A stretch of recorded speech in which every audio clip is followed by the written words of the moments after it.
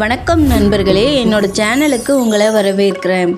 வந்தார்கள் வென்றார்கள் அத்தியாயம் 51.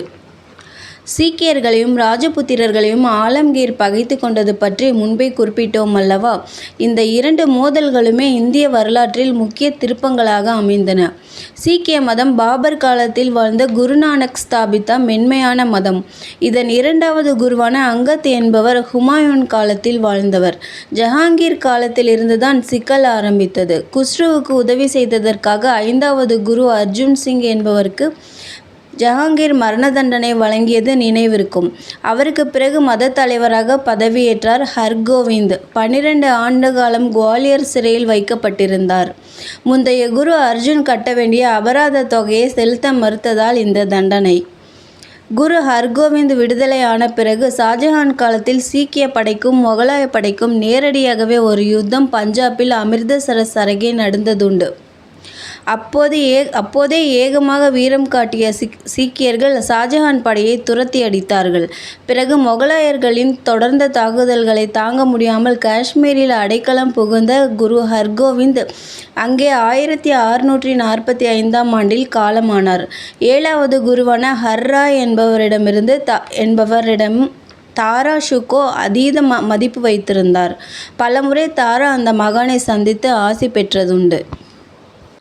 அவுரங்கசீப் பட்டத்திற்கு வந்த கையோடு தாரா குரு ஹர்ராயின் நட்பு பற்றி கேள்விப்பட்டு கோபமடைந்து டெல்லி வந்து தன்னை ஹர்ராய் சந்திக்க வேண்டும் என்று ஆணையிட்டார். ஹர்ராய் தன் மகன் ராம்ராய் என்பவரை டெல்லிக்கு அனுப்ப அவுரங்கசீப் விரித்த வலையில் விழுந்து பாதுஷா பக்கம் மகன் சாய்ந்து விடவே வருத்தமடைந்த ஹர்ராய் தன் 2வது மகன் ஹர்கிஷன் என்பவரை தன் வாரிசாக அடுத்த சீக்கிய மத தலைவராக அறிவித்தார்.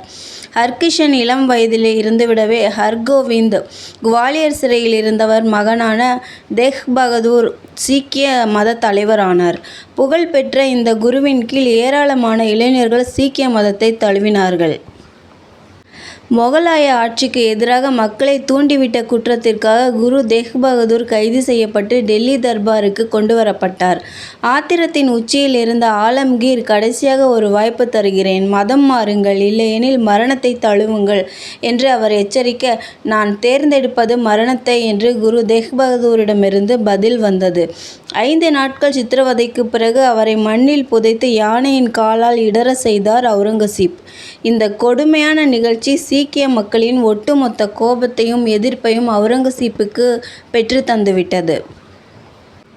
உயிர் தியாகம் செய்வதற்கு முன் விரைவில் உங்கள் சாம்ராஜ்யம் அழியப் போகிறது, உங்களை ஒழித்து கட்டப் போகிறவர்கள் வெளிநாட்டிலிருந்து வந்து கொண்டிருக்கிறார்கள் என்று குரு தேக் பகதூர் ஆவேசமான குரல் கொடுத்ததாக தகவல். தேக் பகதூர் டெல்லிக்கு கிளம்புவதற்கு முன்பே தன் மகன் கோவிந்த் சிங்கை அடுத்த குருவாக நியமித்து, நான் என் மரணத்தை சந்திக்க சென்று கொண்டிருக்கிறேன், உன்னால் முடிந்தவரை சீக்கிய மதத்தை வீரம் மிகுந்த மதமாக உருவாக்கு என்று சொல்லிவிட்டே விடை பெற்று கொண்டார். அப்போது கோவிந்த் சிங்கிற்கு வயது 15.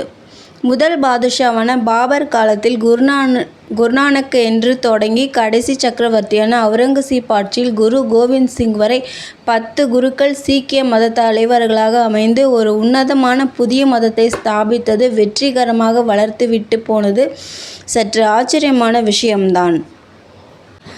மொகலாயர்களுக்கு சிம்ம சொப்பனமாக விளங்கியவர் கடைசி குருவான கோவிந்த் சிங். நரிகளை புலிகளாகவும் குருவிகளை பருந்துகளாகவும் மாற்றக்கூடிய சக்தி பெற்றவர் என்று புகழப்படுகிறவர் இந்த மகான். ஜாதி வேறுபாடுகளையெல்லாம் அறவே ஒதுக்கி தள்ளி எல்லா பிரிவு இளைஞர்களையும் வசீகரித்து ஆட்கொண்டவர் அவர். இனி ஜாதிகள் கிடையாது, சிங்கங்கள் என்ற ஒரே பிரிவுதான் உண்டு என்று முழங்கினார் அவர். பொற்கோயில் தடாகத்தில் நீரை தெளித்து ஞானஸ்தானம் செய்யும்போது கூட இனி நம் குருவாலையை பயன்படுத்த வேண்டும் என்று அறிவித்தார் இந்த குரு. இன்று வரை தொடரும் இந்த சம்பிரதாயத்தை ஆரம்பித்து வைத்தவர் இவர்தான். சீக்கியர்களில் சிங் என்று அழைக்கப்பட ஆரம்பித்ததும் இவர் காலத்தில்தான். குரு கோவிந்த் சிங்கின் கீழ் 80,000 பேர் அடங்கிய வீராவேசமான சீக்கிய படை கிளர்ந்தெழுந்து மொகலாயர்களை எதிர்த்து நின்றது. அவுரங்கசீப்பின் படையோடு மோதியதில் இந்த மகானின் 2 மகன்கள் கொல்லப்பட்டனர். மற்ற 2 மகன்கள் சிறைப்பட்டு மதம் மாற மறுத்து மரணத்தை தழுவினார்கள். மகன்களை பறிகொடுத்த குரு கோவிந்த் சிங் சலனமில்லாமல் சாணக்கியர் பாணியில் ஒரு சிறு செடியை வேரோடு பறித்து எறிந்துவிட்டு, என் மகன்களைப் போல பல்லாயிரக்கணக்கான இளைஞர்கள் தோன்றுவார்கள். இந்த செடியைப் போல வேரோடு முகலாயர்கள் அழிந்து போவார்கள். இது உறுதி என்று சபதம் செய்தார். குரு கோவிந்த் சிங் தலைமையில் கொந்தளித்த புரட்சியைக் கண்டு கலவரமும் கோபமும் கொண்ட அவுரங்கசீப் டெல்லிக்கு வந்து தன்னை பார்க்க சொல்லி ஒரு கடிதம் அனுப்பினார். குரு கோவிந்த் சிங்கிடமிருந்து பதிலுக்கு ஒரு கடிதம் பாதுஷாவிற்கு போனது. தங்கள் மீது எனக்கு துளியும் நம்பிக்கை கிடையாது. ராஜதந்திரம் பேச்சுவார்த்தைகளை எல்லாம் தாண்டி நிலைமை கைமீறி போய்விட்டது என்பதை தாங்கள் புரிந்து கொள்ள வேண்டும். வேண்டுமென்றால் நீங்கள் இங்கு வந்து என்னை தாராளமாக சந்திக்கலாம். உங்கள் உயிருக்கு நான் உத்தரவாதம் தருகிறேன். என் வீரர்கள் உங்களுக்கு பாதுகாப்பு தருவார்கள். நான் கடவுளின் எளிமையான அடிமை.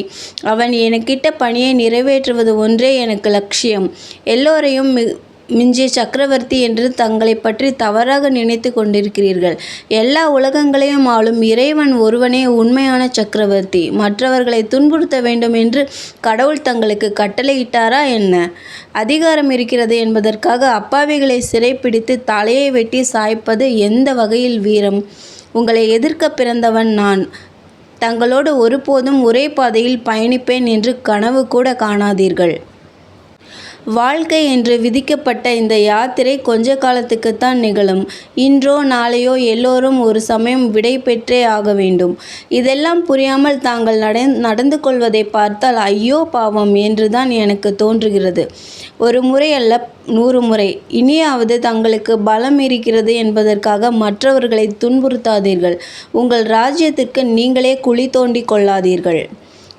வந்த இந்த கடிதத்தை படித்துவிட்டு கோபத்தில் நிலை கொள்ளாமல் தவித்த பாதுஷாவால் கடைசி வரை குரு கோவிந்த் சிங்கை வெற்றி கொள்ளவே முடியவில்லை.